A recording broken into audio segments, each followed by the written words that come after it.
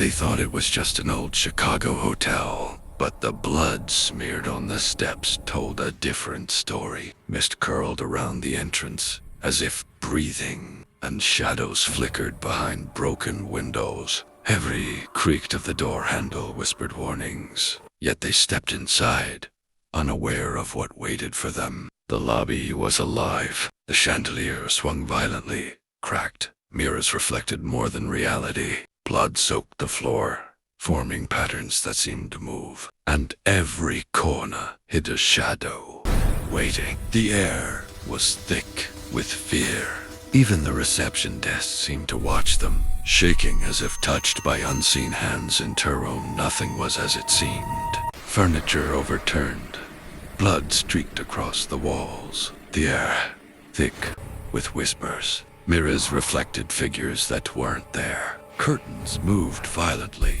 Handprints appeared on walls as if reaching for them. Outside the window, the darkness itself seemed alive, and eyes glowed, watching their every move. The hallways twisted and stretched, stretching longer than they should. Blood trails led deeper, glowing faintly under flickering lights. Shadows lunged at them from walls. Mirrors reflected faces distorted by fear and blood.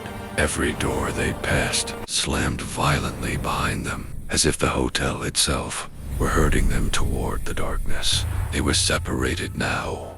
Walls bled.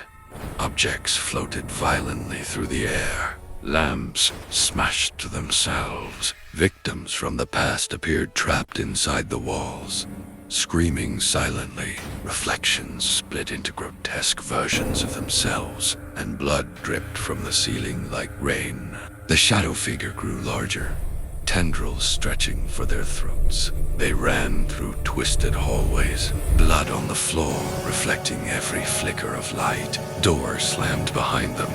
Shadows lunged. The ceiling cracked and spilled blood. The shadow figure multiplied, closing every exit. They tried the elevator, but it wasn't safe. Walls closed in. Lights flickered violently, and just when escape seemed possible, the darkness swallowed them whole. The hotel sat silently in Chicago night, its lights flickering blood red, mist curling around the empty steps. The parking lot reflected puddles of blood, but no one remained. Inside, shadows moved, eyes glowed, and whispers called for new victims. Fresh handprints appeared on the steps, as if the hotel had claimed someone else, and it waits for the next unlucky soul to arrive.